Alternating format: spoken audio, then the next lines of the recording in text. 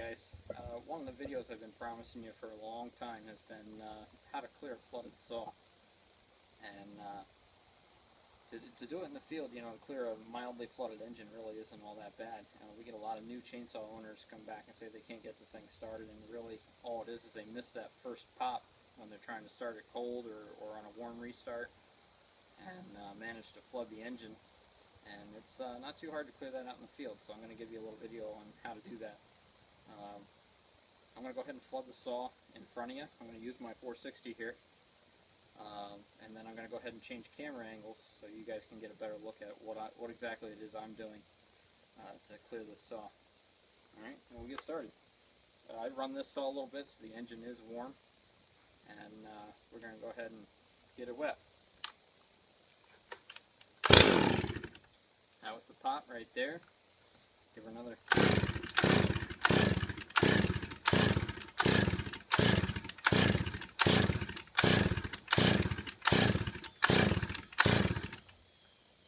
Okay, I can smell fuel, so we know this saw is flooded. I'm going to go to a half choke just to prove it's not going to restart.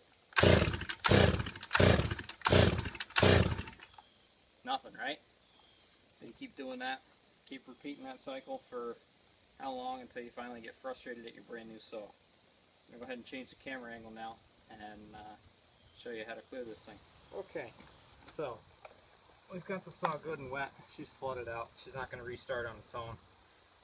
Not the way they tell you to in the manual anyway. So the way to clear this saw is going to be to hold the throttle wide open while you're cranking it and with the choke off. Now that's the most important part, is to make sure the choke is off. So I'll check it out, push it all the way down. The choke is on right now. Come up to the run position, and then to make sure your chain brake is on, you're going to keep your left hand here right where mine is, and you're going to hold the throttle wide open, and you're going to use your knee on the top handlebar to hold this thing down. Right? It is very, very important from a safety standpoint to make sure this chain brake is locked, because you are not going to be in a position to defend yourself very well should the chain start rotating unexpectedly. Alright, now it can take 15, 20 pulls sometimes depending on how bad you flooded the saw. Hopefully this one isn't too awful, and it shouldn't give me too much of a workout. We'll find out.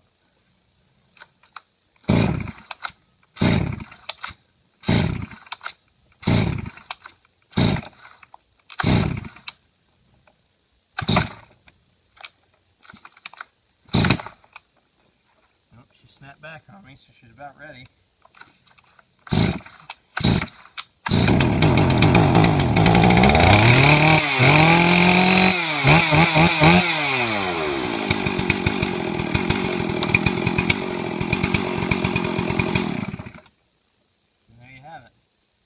She's clear, she's ready to go. She'll restart like normal now.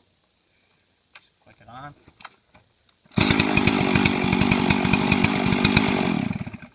That's it. Hey guys, I thought I'd mention one more method on how to clear these saws in the field. And if you keep these little black plastic zip ties around like I do, I always have a few in the truck because they're a good way to keep your toe chains from clanging around on the ground too. You keep these around, then you can use a plastic zip tie to hold the trigger in the full throttle position and then start your saw like you normally would, whether that's on the ground or you prefer drop starting or whatever. Again, make sure the chain brake is locked. It's a safety consideration because the saw is going to be at wide open throttle when it starts. And I've already pre-flooded this saw again, and we're going to put this around the trigger and see how it works. And as soon as the saw starts, you can always just slide the zip tie right back off the trigger. Tighten her up a little, put her around the trigger, just like that. We're in the run position, chain brake is locked, E-comp on.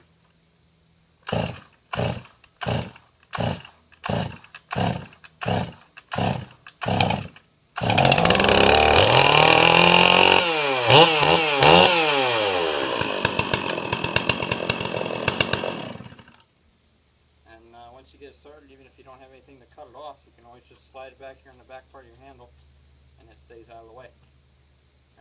Take care, guys.